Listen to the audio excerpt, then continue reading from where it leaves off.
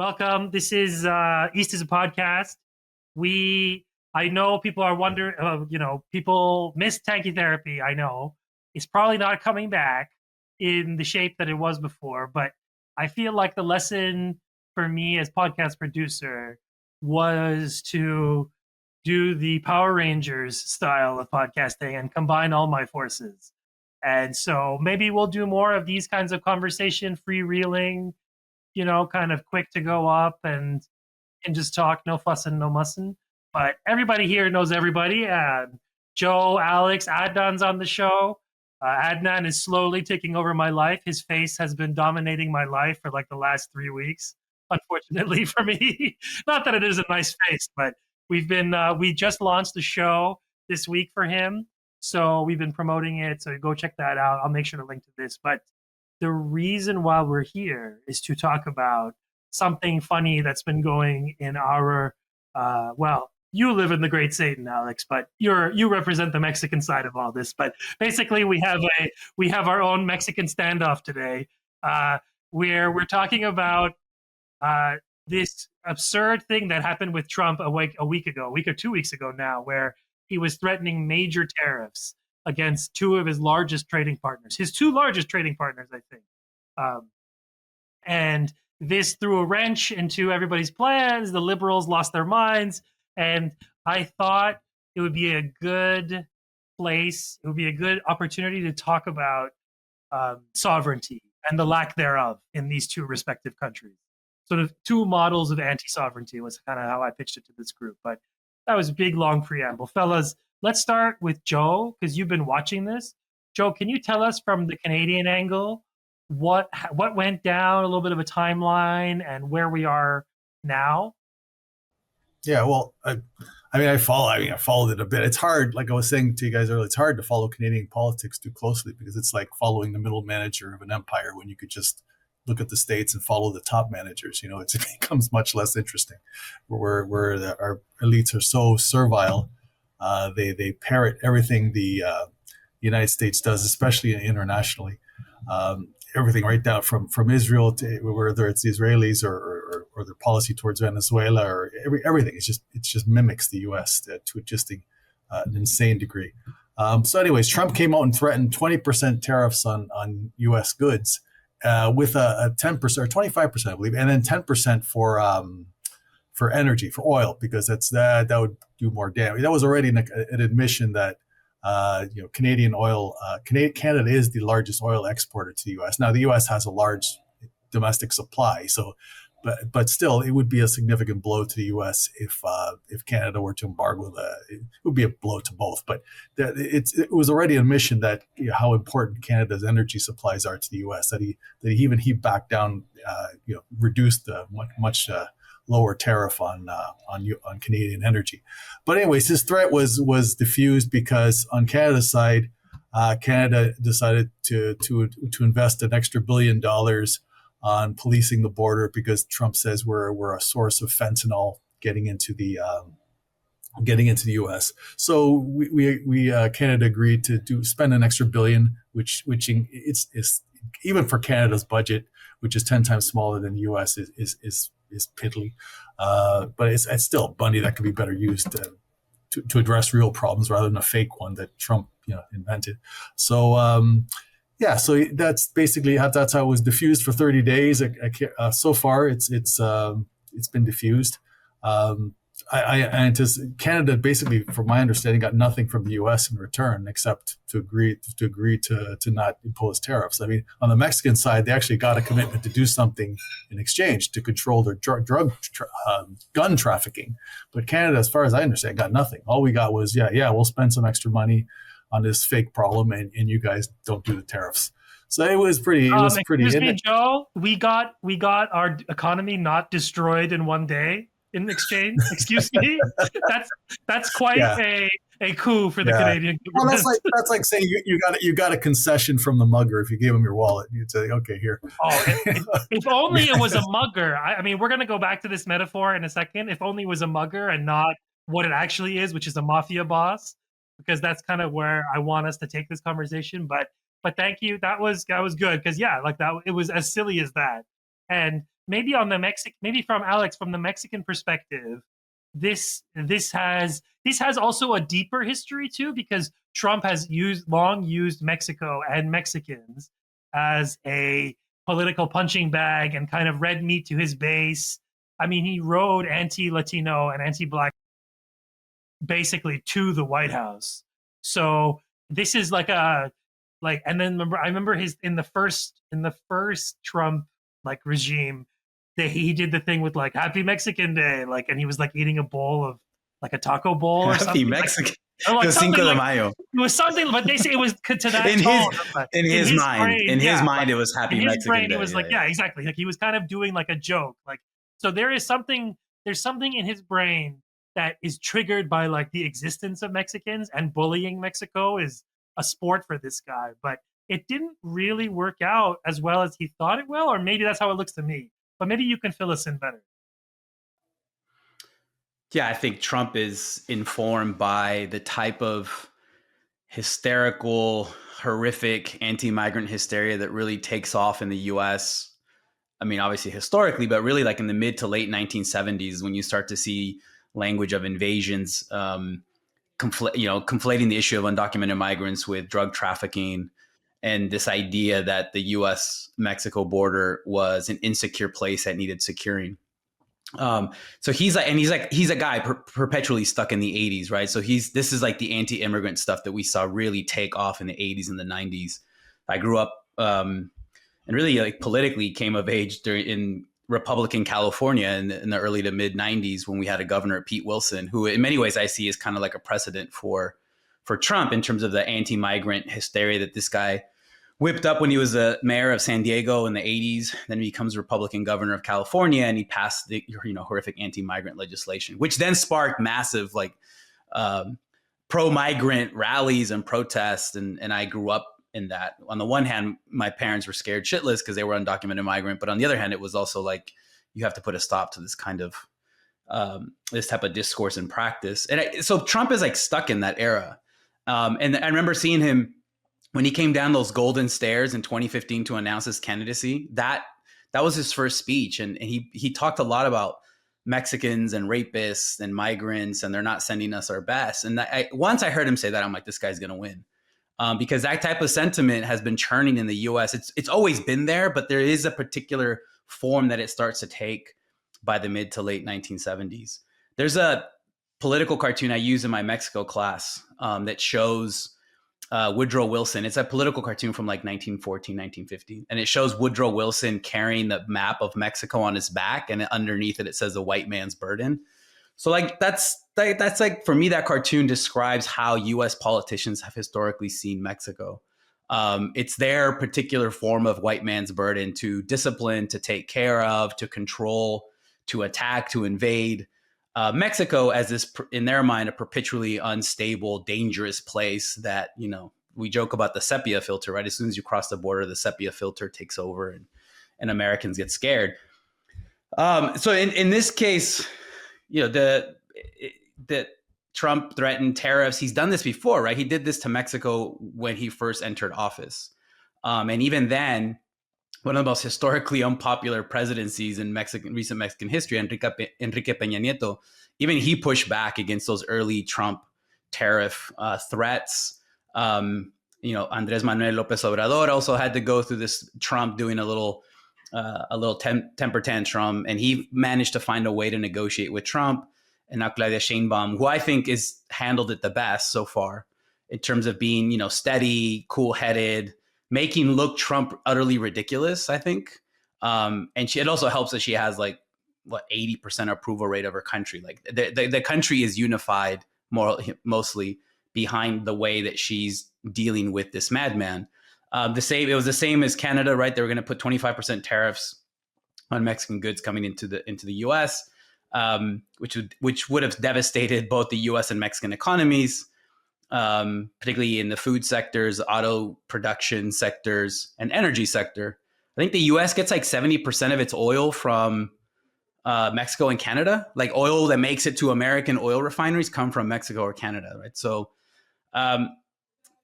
the response, it led to a lot of phone calls and similar to what Joe described, right? So the U.S. got a commitment from President Sheinbaum that Mexico was going to send 10,000 National Guards troops to the border to curb migration and to bring down fentanyl trafficking into the U.S. And then in return, Mexico got a commitment by Trump that he would stop or try to stop the flow of military grade weaponry that goes from the U.S. into Mexico. And it's really one of the main factors that is fueling this horrific level of violence that we've seen in Mexico since 2006.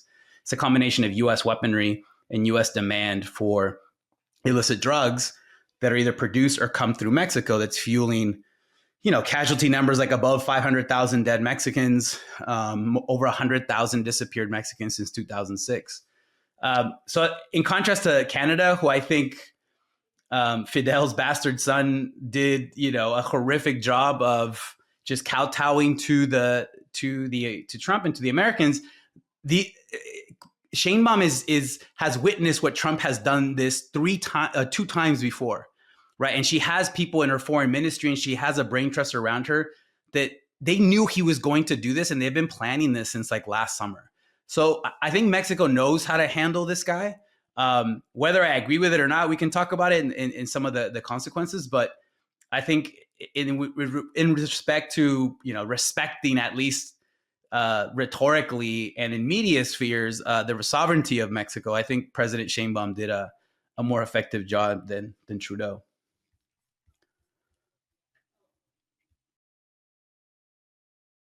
Adnan, what do you think? Step in and say, because I feel like, because the story here was interesting, and I'm sure you noticed it too, was that like everyone here was like, but we're Canadian. We don't deserve this kind of thing. Like, what is this? Like, we're like, because it makes sense for Trump to bully Mexico and Mexicans, but in the white settler colonial logic of your kind of lib media class here, this is a new level of effrontery, because that racialized, because it's as if he took that rhetoric to Mexico and he extracted the racialized element of it, because Canada is a quote unquote white country. And so, I was wondering, like, let's dive into the sort of strange contradictions of all of this. Well, absolutely. I mean, that's the thing with Trump, is that he says things that are a subcurrents of American political thinking historically, that were subterranean. He says them out in the open. So in some sense, that is the question. Why is Canada a separate country?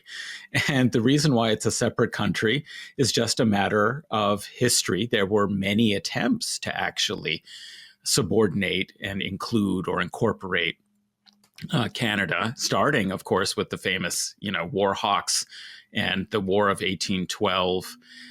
Because it just didn't seem to make sense to have a North American white settler, colony that wasn't somehow part of this breakaway American, republic. And it had all of these resources. It had a lot of land. And, for American politicians in the early 19th century, it just seemed to be a natural move to express the continental white man's burden and just absorb another, what could have been considered the 14th colony or the 15th colony.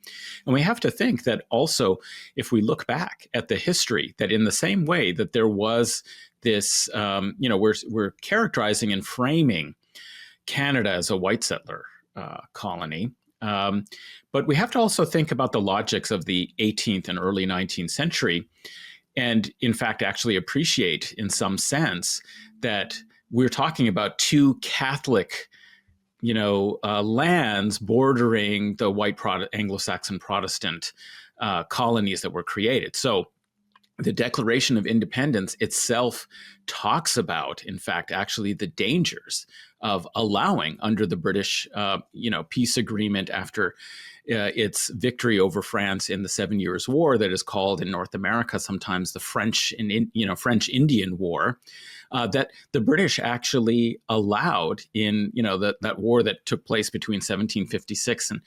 1763, allowed the French settlers in North America to continue to be Catholics. And this was something that was, and keep their language as well. They weren't forced to convert, to assimilate. They were accommodated. And this was seen as a terrible, among the many complaints that the American settler colonists had. One was, of course, that, Britain was allowing the savage Indians, right? You can even see this language in the Declaration of Independence, continue to exist on the frontier and putting limitations on, with treaty agreements and so on, limitations on Western settler colonial expansion into the frontier.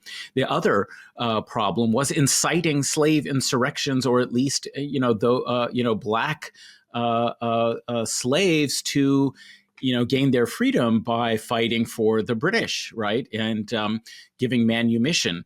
So the final kind of major we might say, cultural complaint was that they're allowing French Canadians under the Pope to exist in North America. So in some sense, there is a deep history of thinking of Canada as a problematic, bordering country that there needs to be a solution to. And of course, so there was the 1812, there were, Fenian raids, launched from the United States, territories of Irish Republicans, settled in New England, attacking the British Empire. And so there's actually, in a way, a kind of long history of thinking of Canada as somehow illegitimate. And we can see that the behemoth, the hegemon that the United States has meant that the whole question of Canadian sovereignty has always been at stake, somewhat undermined and dependent. Its security system as a member of NATO has always been under NORAD and under the, nuclear umbrella of the United States. And so it's very rare when you see that Canada acts in geopolitical terms, in its foreign policy and so forth, in an independent fashion. And that has become increasingly less possible over the years. So Canada, that used to think of itself as a pro-UN peacekeeping nation, a nation that provided peacekeepers, and Lester B. Pearson, came up with the plan for, the 1956, tripartite aggression, the Sinai War, came up with the plan for peacekeepers in the Sinai Peninsula. And this is part of Canadian independent geopolitical alignments. Well, that is totally evaporated over the decades, to the extent that somebody like John Ibbotson, who is this kind of cultural political commentator from I don't know if he's still operating. I haven't read anything by him, but I mean, somebody who was important in, Canadian political thinking on a kind of Tory sort of, red Tory sort of approach, kind of moderate conservative establishment thinker in the 80s, 90s, and 2000s, wrote a piece about a big change in Canadian foreign policy orientation when it came to the Israel-Palestine question under Paul Martin, even before Stephen Harper, where he said that the traditional pro-UN two-state and UN resolutions kind of position that Canada had fallen, under the sway of the George, W. Bush, White House pressure to change the terms and conditions of Canada's apparent and historic independence on the question of, Israel-Palestine. Right. So this has been completely undermined over the years. So in some sense, what are we fighting about now? Economically, politically, militarily. I mean, it was a huge departure for Jean Chrétien to not send troops, for initially with the Afghanistan after 9/11, he said, we will stand by the Americans. We will send the Canadian Navy to support the intervention in Afghanistan, a landlocked country. Okay. So, and then when it came to Iraq, he said, he found a way to avoid actually sending Canadian troops. And I think this was really intolerable to the establishment, the foreign policy establishment in the United States. And since that time, there has been a heavy disciplining, that if you still want to be a G7 country, even though your economy is so small and is total colonial dependency of the United States as a resource, raw resource provider, you're going to have to toe the line on key geopolitical questions and issues. And we've seen that erode, whether it's Harper or it's Trudeau. It doesn't matter whether it's liberal or conservative. Canada is functioning as almost a state of the United States. So that's the real question, is when Trump actually says this, it causes panic in certain kinds of political classes of the Canadian nationalist identitarian kind of perspective. But in reality, the geopolitical and economic conditions, really betray that question as, one of, political convenience in liberal circles. But you could get a conservative like Trump who just says, what all the businessmen and all the generals are kind of already saying, that, Canada as part of NATO is just a subordinate of U.S. empire. I was going to welcome Canada to Latin America and Adnan, but I think, no, we can't, right? Like what you're saying is, I think Canadians would rather become the 51st state than rather join how the rest of the region has been historically treated by U.S. empire. I mean, the funniest thing that I saw in all this is when they asked Trump, like, what Canada could do to not get the tariffs. Trump is like, become the 51st state. And there's a reason why he would allow Canada to become a 51st state. They would never say that about Mexico. And this is one of those instances where like racism actually helps the victims of racism. And these are the kind of debates that occurred in the U.S. Toward the end of the U.S.-Mexico war in the mid-19th century. It's like, should we take more land away from Mexico? No, absolutely not, because then we're going to have to deal with racialized populations that will, quote unquote, infect or dilute or pollute the American body politic. So they focused on the areas of what is now the continental United States, where it was very not as densely populated as the country that we now know as Mexico is. The U.S. has always had designs on Mexico, but it requires you have Puritan ministers who talked about Mexico City in the 1600s, talking about Mexico City being the new Zion, the new Jerusalem of the New World. But then they would say things like, I think it was Cotton Mather who said, but we need a comet to wipe out all the Mexicans who were there, and then we can start over. So they want the territory, they just don't want the people. Whereas in Canada, they'll take the people, right? Because Canadians are racialized in a certain way where it's appropriate for someone like Trump to be like, okay, we'll accept you as our 51st state. But with Mexico, it's like, no, that sepia filtered country, we cannot take them over, because again, it will impact a white supremacist settler colony in a negative way from their perspective. So I don't welcome Canada to Latin America. Then you guys can come be a part of the United States. Well, we became, I guess you could say, Canada's French Catholics became white, right? So like initially they were a problem and a distinct grouping. And of course, this is not something that anybody in Quebec, wants to hear. But I mean, essentially now they are assimilable, into the American system. Well, they had a guerrilla army, right? Didn't they have like a guerrilla force in the 70s? The FLQ. yeah, exactly. They did, modeled on the FLN, like in terms of, Front de Libération Québec, it's like the Algerian FLN. That was a case where you could say it was like the Boers, having a liberation movement in South Africa, like it's very similar to that. But I did want to point out one quick thing, which is that on a Tankie Therapy, and I'm assuming this is a bit of a like kind of a successor kind of panel type show, right after the election, I did say that there might be the danger of the Anschluss, coming, and likened it to what happened to Austria, in the era of Nazi Germany. It was the first sort of neighboring state to really be absorbed through quasi-peaceful means. But of course, there was a lot of pressure, and, the military was sort of involved, and it became an occupation, but it was like a smooth occupation where, Austrian nationalists, capitulated. They raised some questions. They complained about it, but then they capitulated very quickly. And so that's actually what's interesting as a parallel here, is that there is Canadian nationalism. People are like anti-Trump. Somebody like Rob Ford, Premier of Ontario, who's a conservative, was much more clever, I think, than Pierre Poilievre. in positioning himself, in resisting this talk of absorption, and annexation of the U.S. played upon Canadian nationalism, even though he is an extreme, conservative force. He even has kind of blondish orange hair. He's one of these kind of figures who seem to have come up, in the West.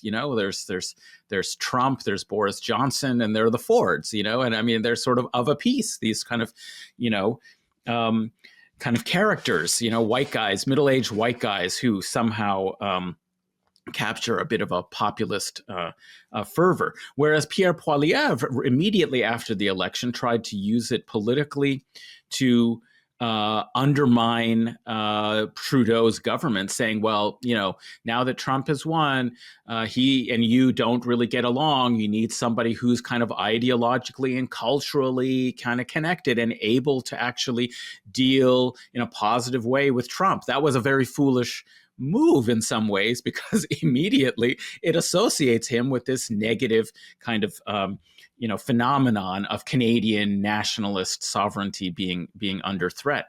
So at the time when I said it, I think a lot of people thought it was just a very funny thing to say, that there could be the Anschluss, but then Trump ended up saying it, I think, because it has deep roots in American hemispheric kind of ambitions. We're seeing the revival of the Monroe Doctrine as basically the template for America's maybe in a multipolar world. What we're seeing is the U.S. is really going to focus on its dominance in the Western Hemisphere, and you can see that Trump's approach is typically threaten your allies. Right? Those are the ones you can have leverage over. So Panama, we want the Panama Canal back, and Mexico, Canada, Greenland from Denmark. These are that's a NATO country, Denmark. And so what you see is that he's using in kind of the hemispheric terms to try and expand U.S. direct control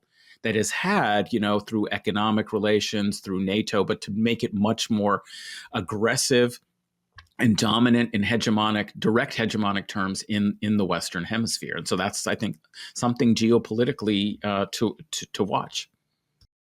Joe, it's been a while since we've heard from you. Yeah, I just want to mention a lot of great points by Adnan. As he said, it's basically Canada's always been its so-called sovereignty today owes itself to the existence of the British Empire. I mean, the British Empire were our protectors from the United States, basically. That's what prevented us from being absorbed by them. And the nostalgia for Trudeau, for Pierre Trudeau, Justin's father, when he died, there was actually a lot of genuine nostalgia for him, because at that time the Liberal Party really put a lot of effort into portraying itself as independent of the U.S., of being progressive, of welcoming immigrants, being the opposite of the United States. And there was it actually took action to kind of fortify social programs and stuff. So there was a lot of genuine nostalgia, and there was also a lot of effort. I mean, I remember just growing up in Canada, put into trying to define a Canadian identity. What is it exactly? We should have it. We got to get it somehow. And a lot of it, to the extent it exists, is basically saying we're not the U.S. We don't have their shitty healthcare system. We're not barbarians like that. We're not racist like that. That's basically our identity to the extent it which is isn't a real even thing. true in a lot of these cases. No, even it's often, even take Jean Chrétien's courageous decision not to go along with Iraq. I mean, you look below the surface and you find that Canadian military through NATO, they were just contributing more. I mean, training Iraqi police in Jordan, they were contributing more than the so-called official coalition of the willing members. But it was still important to Canadians to take some pride in the fact that we weren't going along with that Neanderthal Bush. At that time, Bush was the Trump. He was the Neanderthal that all decent liberals hated and despised. Now he's been totally rehabilitated. My prediction is that'll eventually happen with Trump too. But anyways, yeah. So that's, to the extent we have a Canadian identity, it's in relation to not being the U.S. And it's hard to. We've never been able to get beyond a very superficial a sense of ourselves. So yeah. So we're kind of our political class, especially now, is pretty like you mentioned, Poilievre's pathetic moves. And Justin, I love Ali Bonima's tweet. He said every time Trudeau whines about we've been such great collaborators with you, I feel like I want Trump to increase the threat by 5%. Make it 30. Every time he basically goes out and tells you, "Oh, why are you doing this to us? We've been such great accomplices." It's that sums up our political class. They're so since Pierre Trudeau, since his era passed, basically the era of the Soviet Union's social reform and the concessions made by the Western world to workers that were going on from the Great Depression till about the 1980s or so. When that ended and they started rolling things back big time, that also came with a big rollback of Canada's the political class really trying to pretend that they're different from the U.S. and trying and kind of becoming such willing accomplices that now, they're stuck. How do you respond? Maybe you're going to do more ass kissing, or you're going to suddenly, after 40 years of being so servile, you're going to openly servile. You're going to suddenly start pretending that you have backbone and that you're different. It's very difficult to just flick a switch and start doing that. I've been listening to all this too, and I think it's making me think about the sort of larger issue here, which is this continent of ours, whatever it is, like this 3-country, like this trio, it's I don't think there is anything on the planet like it. And now that's true in like a banal sense, because all countries are different and all humans are snowflakes, and okay, fine. But like it's more like the fact that like that this arrangement where you have resources, both material and human, flowing south and north, right? Flowing in certain directions, and money flowing back the other way, right? And like that's, which is like the same relationship that the US has around the world with everyone, right? Which is like the world gives the US all its best stuff. And in return, you get numbers on a screen, right? Called US dollars, right? And there's no one more tied into the US dollar system than our respective countries in this continent. And it's beyond just our economic sphere, though. It's not just our financial system. Is that we are a living organism, these 3 countries linked together horribly in a parasitic relationship, obviously, of, where this massive 350 million? Like 350 quarter, like it's 2/3, it's 1/3 of a billion people who live in the US, right? And 2 smaller countries, much smaller countries, mind you, Mexico is bigger than us population wise, but 2 much smaller countries in terms of its resources, in terms of its like, whatever, it's human resources, but at the same time supply this other country with so much of itself. So I live on like a logging road, and I see the Canadian economy in its purest form. It's like trucks go empty, and then they come back full of trees, and then they go back empty, and they go back full of trees, and like that's it. Like that's our economy. You just change the trees to oil, and like that's basically our economy, and minerals too, obviously. Like what? And we're like a world systems theory, and like we're world systems, like in miniature, right? Yes, like exactly. That's what these 3 countries show. Exactly. Yeah. But as Joe very correctly pointed out, and Adnan too, our foreign policy is like posturing is very much different, partly because of the Cold War and partly because of NATO, but also because of racialization, and that like Mexico sure is an integrated part of like the American system, such to the point where, Alex, correct me if I'm wrong, but Mexico City, the U.S. Embassy in Mexico City basically played the role that like the Lebanese U.S. Embassy plays today, which is like this massive, like regional, like a spy hub, and Mexico was just hosting it. Correct me if I'm wrong. I don't know. I mean, during the Cold War, it was a crossroads of the Cold War, because the Soviets also had a pretty huge embassy in the KG. It was a interesting place politically, where all these different rival factions and forces could coexist in this pretty amazing urban space. so it's interesting to think about the fact that our foreign policy, though, is never under question, right? Like even the little bit of independence we've shown was well compensated for later in all of these insane post 9/11 wars that they dressed up as popular revolutions, right?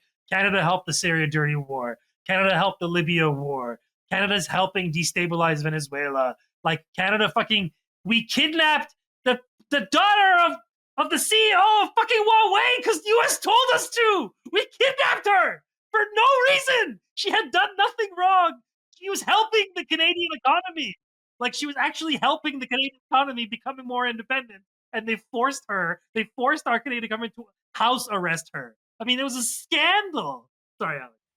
But I think no. But so going back to the question of sovereignty and like style, Canada does stuff like that, right? Like when it comes to sovereignty, they are like shamelessly kowtowing to the US always, right? His past and present.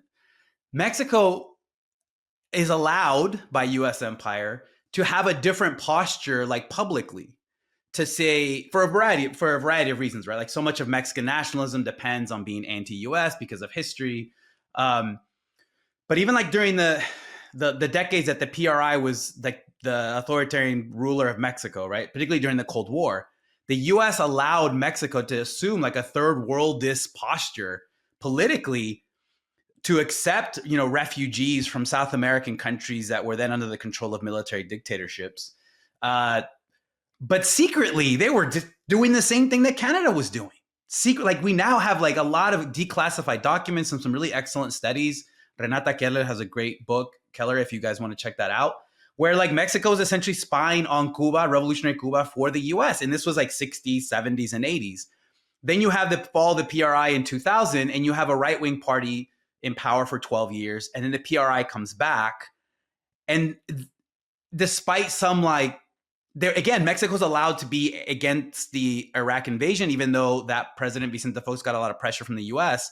They were still allotted the illusion of sovereignty in a public international way. And it just, but in practice, it's similar to Canada. Now, I think it is somewhat different since Lopez Obrador was president 2018 till 2024 and President Sheinbaum. But even then, they're still allowed a modicum of national sovereignty that Canada like is not interested in practicing and performing, even when secretly, like, there's a reason why for the last year or so we've had historically low numbers of what the Border Patrol calls migrant encounters at the borders, because the Mexican government, the National Guard, is doing the Border Patrol's work. Like Mexico is the wall. They didn't have to build the wall because the entire country of Mexico, under ostensibly nationalist leftist governments, continues to do the US's bidding when it comes to migrant policy. So it's interesting to me to think about that. Canada is very publicly shameless about like taking the dictates of the US, where Mexico is allowed to assume a certain posture publicly, this affirmation of nationalism, while privately they're doing something similar that the Canadians are doing. Yeah, that's interesting contrast. Well, and actual comparison that at a deeper level. One point that I wanted to think about a little bit more together is this claim or the rationale excuse that's being used, which is, drug smuggling or drug source across the border. And it's interesting that, maybe in another era or in a different kind of configuration politically, and we may yet see it return to this, there would have been something more direct and overt about the dangers of terrorism and immigrants. And we may still get a lot of that, but it hasn't gone away. Yeah, it hasn't gone away, but it's interesting that this drug question would be used both for the northern and the southern border. And I think part of it has to do perhaps with the particular populist character of the MAGA movement, that sees its sort of critique of American society and the social ills plaguing kind of rural white society as having been underemphasized, while resources have gone to foreign wars and, U.S. empire and so on. And this is a kind of clever way to perhaps tap into something that would be culturally persuasive and relevant to the MAGA community while cathecting it into, kind of US domination in the hemisphere rather than abroad, because it's much easier to characterize these as problems close to home, and also to take that kind of protection racket style of shakedown and have some easy wins, which is why he goes after allies, because allies don't quite know exactly how they should respond, and they haven't been prepared and planning for and training to stand up to the United States in quite that same way against aggressive, hostile rhetoric. And so there's some easy wins to kind of show right away, which is, I think, what's characterized the early first few weeks of the Trump presidency anyway, which is all of these presidential, what are they called? Directives and not laws, but, things that he signs. And I don't know why I'm forgetting the term, but, presidential orders, executive orders, exactly. Doing things like that, and even stopping, the Gaza military assault and genocide as a kind of, quick win to say, oh, I'm successful, I'm doing something different, while meanwhile the same nefarious things, or even worse, are kind of planned in the background. And so I think that's, some component here, but it does raise this whole issue about security and security discourse, which I think is global.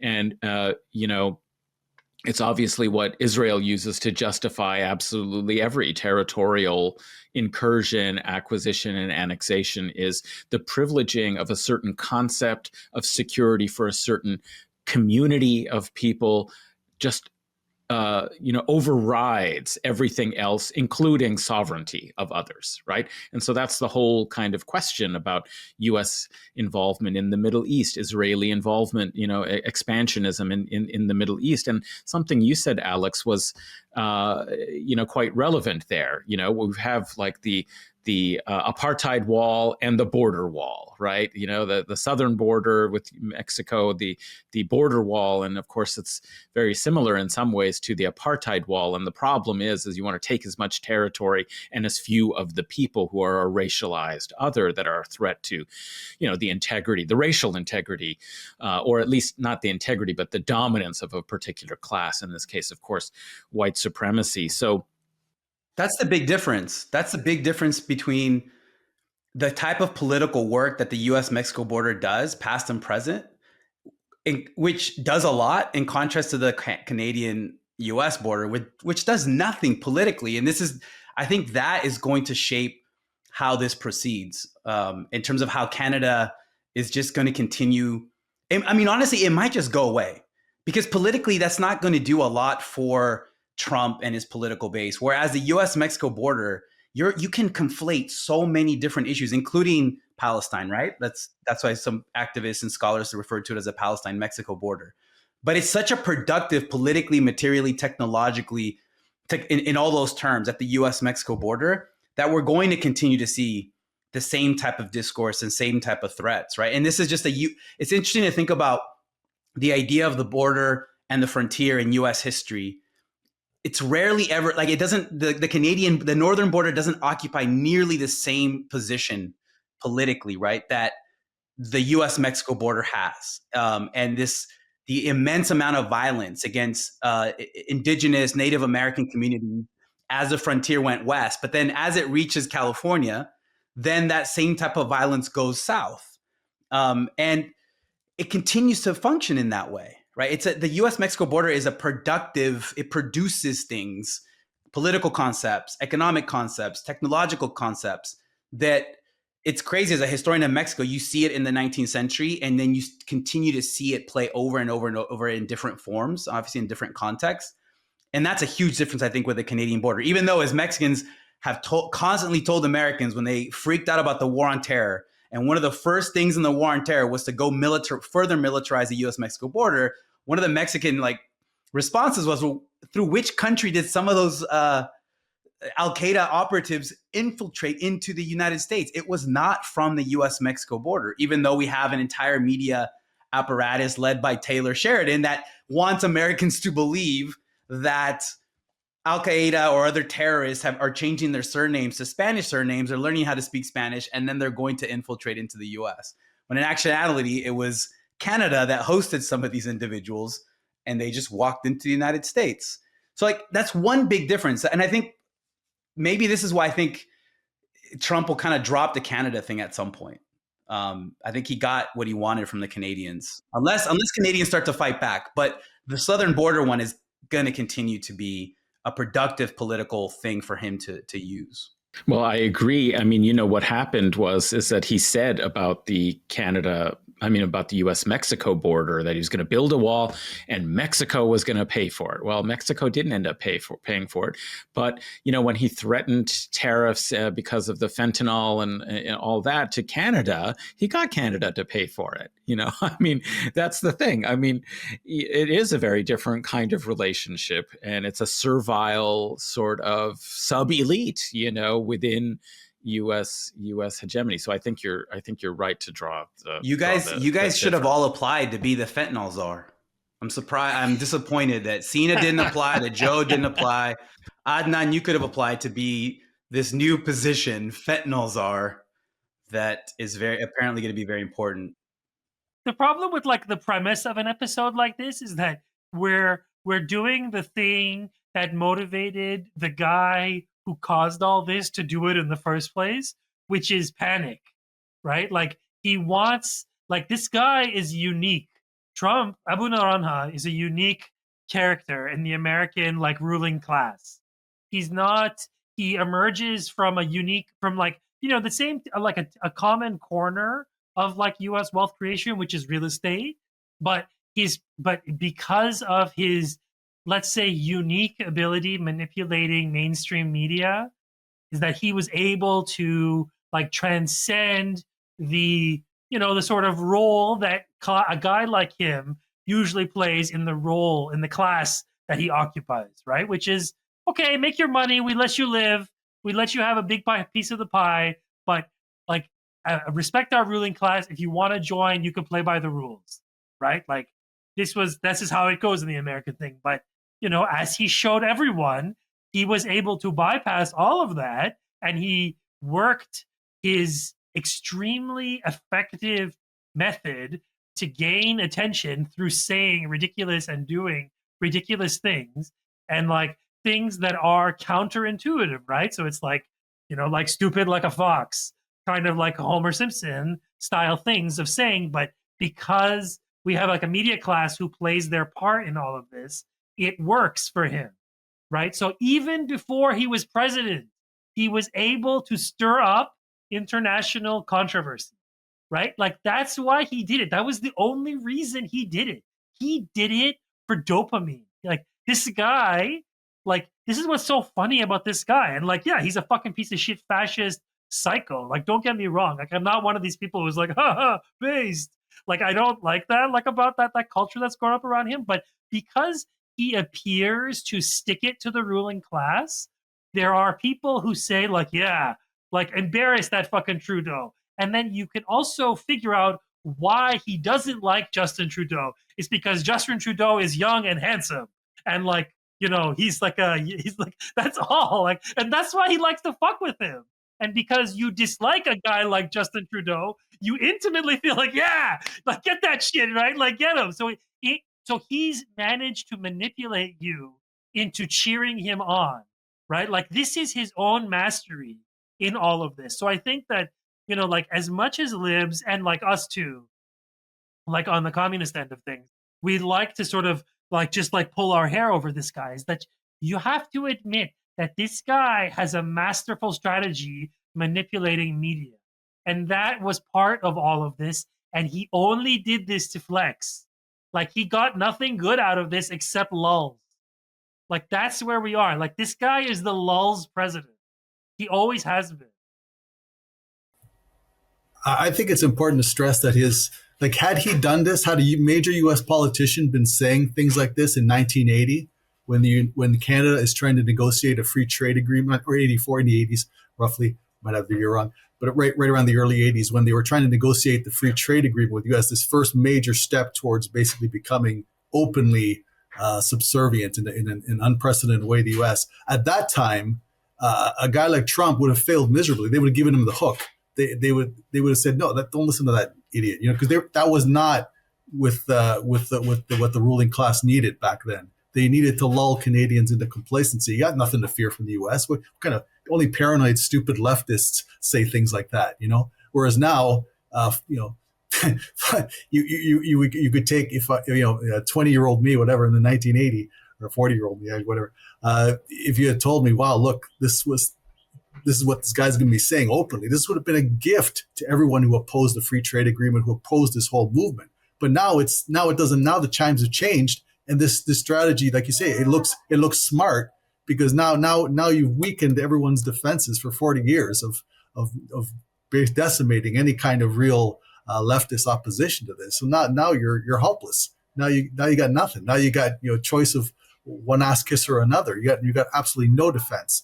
And I also think, I can't help but suspect, I don't know if this is maybe a little, but I think that all this pressure that Trump puts on his allies to increase military spending, I get the sense that they really want. I think that the Ukraine war taught them that you can't print soldiers, you can't print equipment, and that I think they really want more skin in the game from their allies. I think they want to lean on them to supply more fodder for their imperial adventures, especially against China down the road, possibly even Russia down there. So I think they really want. I think they see the Canadians and the Europeans as overly coddling their populations with their healthcare systems and all this stuff, and say, you guys need to become more like us. Make them afraid, make your population afraid and willing to join the military and go off and fight and die in these imperial wars. So I think there's some of that logic, I suspect, at work in the way Trump likes to slap around his allies. Yeah, and I think Joe's right, and that he has leverage over Canada in that regard. Whereas I think Mexico has a little bit stronger leverage if they decide to use it, if Trump continues this type of methodology. And you already see it in some circles, some articles and individuals in Mexico that I've seen. They start talking about China, or they start talking about BRICS, or they start talking about the Belt and Road Initiative. If tariffs actually go into effect, and you get this, from Trump's position, it would seem to be a counterproductive result based on his bullying and his threats. Like, what is he going to do if these threats amount to Mexico joining the rest of South America and most of Latin America, and then turning to China as their main trade partner, or joining BRICS, or talking about the Belt and Road Initiative? I mean, that Canada wouldn't do that, right? And there's all sorts of reasons why they wouldn't do that. But I think this is something that smarter people within his little cabinet and his brain trust are thinking about, and are trying to take into consideration. And also from the Mexican side, as I mentioned before, like, they have, like, at this point, almost 10 years of experience with Trump doing this to them across like political factions. So they know more or less how to handle his bullying. And they also have a 2,000 mile long leverage, which is called the US-Mexico border. So, what happens to Trump's migration policies, and Democrats' migration policies for that instance, if Mexico finally enacted some sort of sovereign control over this issue and said, you know what, we're not going to follow the US's dictates when it comes to handling migrant flows or the way we treat refugees, because you don't have the type of system that the brutal, murderous system that the US practices against migrants and refugees is able to function because of collaboration from the Mexican government. They take that away, and it's going to get extremely messy for the United States. So I think that's another point that perhaps that Mexico has as leverage that Canada doesn't do. And another thing too that I think both Joe and Adnan mentioned it, this issue of like real estate. Like, I still come back to the fact that the U.S. as a insanely genocidal settler colonial entity begins led by real estate people like Trump. They just had like a better grasp of the English language, and they were trained classically. But like, real estate, quote unquote, free real estate is at the center of this country. And this is one of the things that all three of this little mini world system like share, right? Like, they all share, It might look differently in practice and historically, but there is a settler colonial origin based on the extermination of native peoples that these three entities share, right? But within the US as like the most powerful entity, it was a bunch of Donald Trumps who created this nation through massive amounts of violence, right? It was George Washington's real estate speculations that drove a lot of his early policies and ideas, right? So it's really interesting to me to think that this project has taken us to Trump. In many ways, it's a logical continuation. He's just uncouth. He's uncouth, and he's a product of what U.S. popular culture looks like today. The question here, though, that I wanted to ask, that like maybe we could kind of think about closing with this, which is it time? Like, I mean, I know none of us are like political scientists, but we rely on this terminology because we're like, products of the Enlightenment and the West and, 200 years of social science. But is it time to let go of this word sovereignty? Because like, where is sovereignty? Like, I want to be like, is sovereignty in the room with us now? Because like, I don't see much sovereignty around the world. Like, there are a few countries that are sovereign, and we tend to call those powers, great powers. And then there's a few countries that have achieved sovereignty through a lot of pain and sweat and blood, and we call those rogue countries. Okay, we know their names, right? The other and so like to talk about like European sovereignty, to talk about like like most of Latin America, which is under the American umbrella, about sovereignty, then like we need to we like should we keep this up? Because there's never been an empire like the US. There's never been an imperial project as expansive and as what's the word I'm looking for?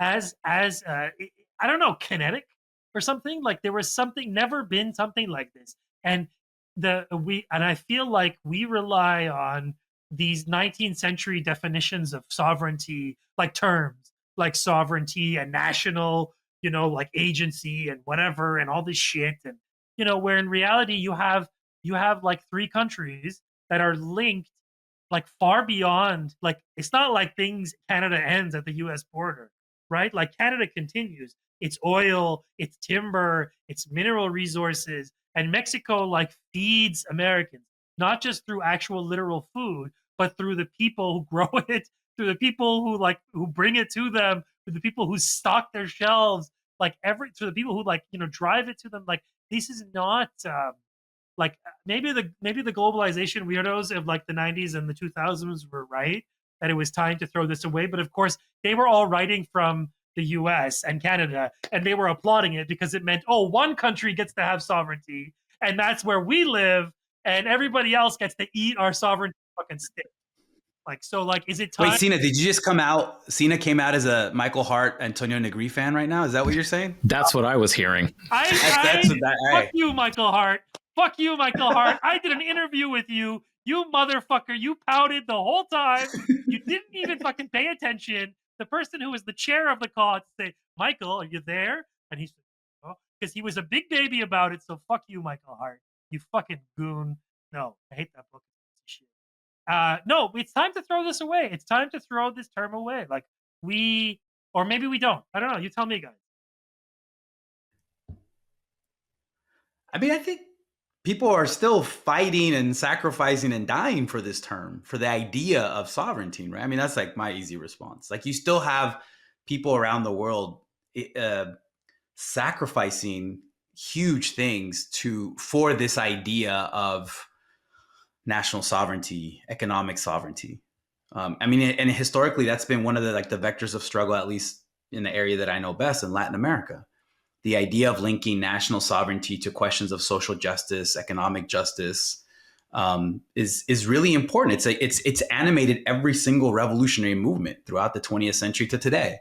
So no, I would say that it's precisely because of the contours and power of the U.S. empire that this concept still retains validity, that it still continues to inspire and motivate so many people around the world to fight, to sacrifice, to die for it. I mean, it's not. I mean, it's one area where it's one unifying concept, right, that can bring together disparate communities, even if they're ostensibly under the same nation state form or boundaries. It's still an idea that can bring people together, particularly when it's anti-imperial or anti-US in nature. So no, it's for us to be like, for me to be in the US and be like, yes, people around the world need to throw away this concept. I mean, that's just, I would never say anything like that. And it's just what an imperialist would say. Well, either you have to democratize the empire fully, right? So like if the empire and global capitalism, manages to integrate under its auspices the entire world, then you just have to sort of take it over and democratize it, so that the question isn't really sort of sovereignty, it's freedom and equality. But if you are outside of the imperial system and you are subject to this hegemonic power, the only way, because as I think what we're increasingly seeing is how many populations around the world, especially in the global south, but even in corners of the so-called, industrialized or first world or the West, how many surplus populations are, in the nature of capitalism, how many surplus populations are being produced who don't matter, who can be destroyed and thrown away. And we see that, in Gaza, genocide is the consequence of this stage of capitalism, because it is making more and more people unnecessary to capital accumulation in various ways. And so as a result, we're seeing the violence and destruction of populations. So sovereignty is the ideal of actually demanding, that your fate not be in the hands of those who have absolutely no interest in your human flourishing.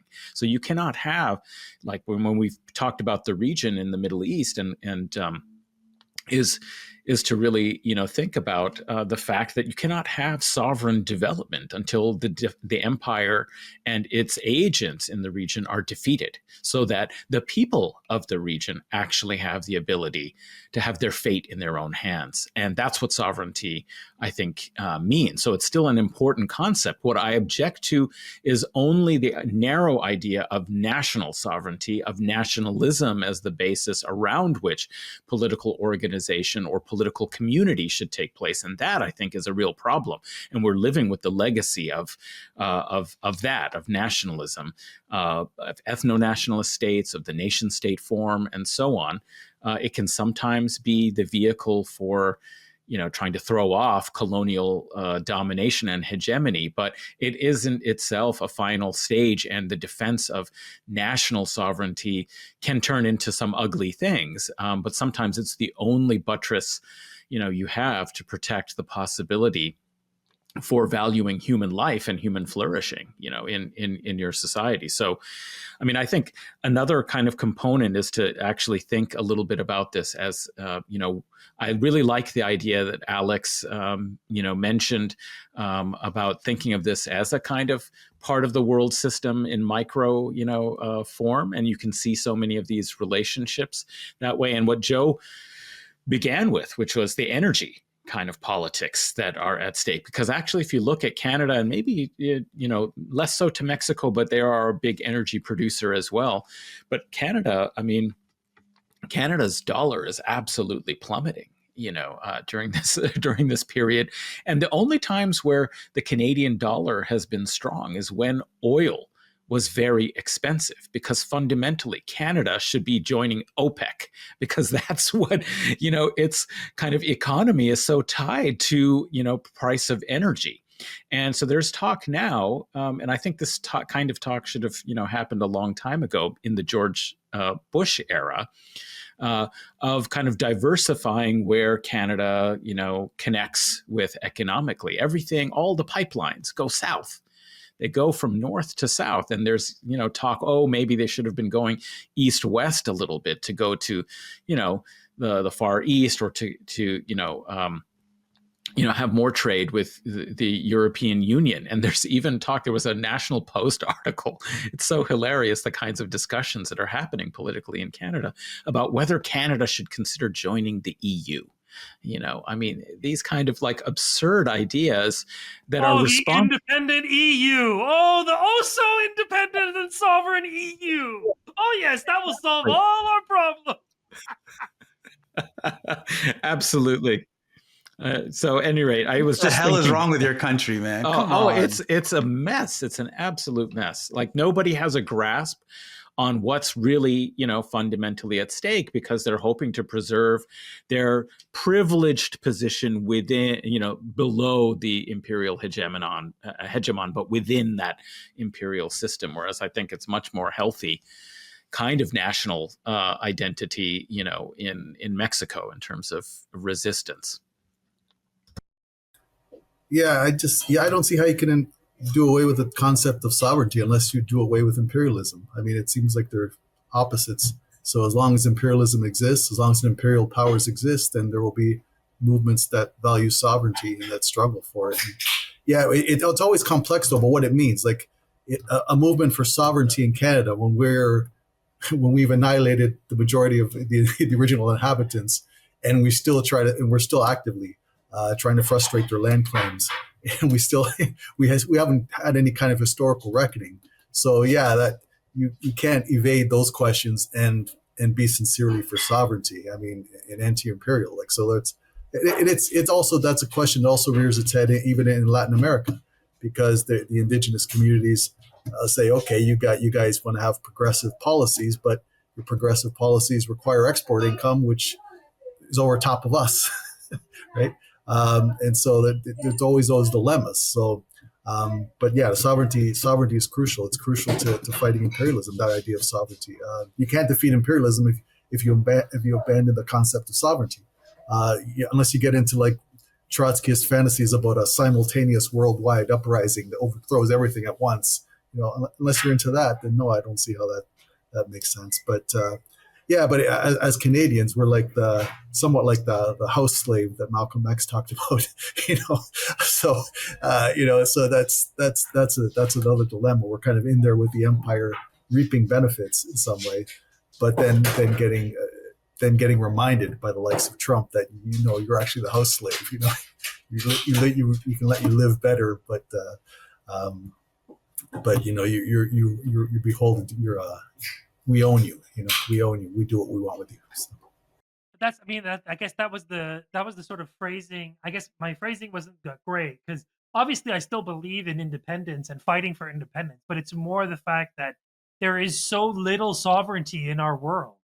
There are so few examples of sovereign powers, and a lot of them are great powers, right? And so it feels like the language that we've adopted that's been around for a long time, that Marxists were using to think about international relations, to think about how states interact with each other. When you have these economies that are so linked, these national economies that are so linked internationally and sort of thriving, right? That like to talk about sort of national economic sovereignty to me means having like a broader conversation about, okay, what's the world system you're a part of? Are you a part of the Western one that has one owner, right? That means, or are you part of the other one, which to this day, like, we're talking about BRICS and we're talking about the new economic sort of like world out there, but like ask a middle class or a working class Venezuelan or like a working class Iranian, like how it feels being part of this like secondary working, like sort of secondary class, like economic world order. Like ask them how sovereignty feels, and it feels pretty painful sometimes when like they starve you because they can nail you if you're not part of that American system, right? Like the Iranian rial fell 4% like in a day based on the speech that Khamenei gave saying that negotiations aren't happening, right? Like that's a painful blow. Like that's something like sovereignty is expensive. Sovereignty is like hurtful. It's painful. So I think that's part of like the story here is that when we talk about sovereignty, is that we're talking about like Lithuanian capitalists being able to sort of exert like power over their government in trade relations with neighboring countries. Like that's what we're talking about. But actual sort of like national governments stand on their own, no, there's very little sovereignty. Like they tell us to ban BYD cars, we do it, right? Like we do it right away. So like that, like obviously I'm saying this because of where I live and because I recognize that like the national economic model that my country's a part of is a subordinate model. Is that the same for everybody else around the world? No, but it's still, you still reckon with the same beast. We just live like extremely adjacent to that beast, you know, like both of our respective countries. But guys, it's been over an hour and 10 minutes. I feel bad on keeping you on your Sunday. Alex, give us the closing thoughts. No, I was just going to say the problem is, as Joe said, right? The problem is empire, not sovereignty, because sovereignty can offer the possibility of self-determination, which is really important. And as Adnan was channeling Comrade Fanon, right? Where national liberation and nationalism is only the first step. We get stuck there, then we don't get full liberation. My last word, this has something to do with what we're talking about, but today are the presidential elections of Ecuador, right, Joe? So Joe, I wanted to ask Joe in like a sentence, Joe, what is your prediction? Who's going to win? Because this has that ramifications for questions of sovereignty, not just in that country, but like for the entire region, including Mexico. My honest answer is I don't know. I hope Luisa Gonzalez wins. I don't know if Noboa could even steal the election. He has the army doing a parallel count. There's shifty things going on with the vote. The pollsters I trust say Luisa, if it's clean, should win, but I don't know. I hope so. That would be a big step forward for Latin America. It would be a big win, not just for Ecuador, but for the region. But we'll see, man. I'm nervous. So I'm glad we're doing this today because I got my mind off it a bit in a way. Yeah. Well, thank you guys. This was really fun, and we'll keep this conversation going. Thank you, all of you, also for your help with Tankie Therapy over these last 15 months. I wasn't on the last episode of Tankie Therapy because I was late for something, but the listeners of this podcast, people who are still listening right now, are very big fans of Tankie Therapy, and so am I of you guys. So thank you, and we'll see you guys soon. Thanks, guys.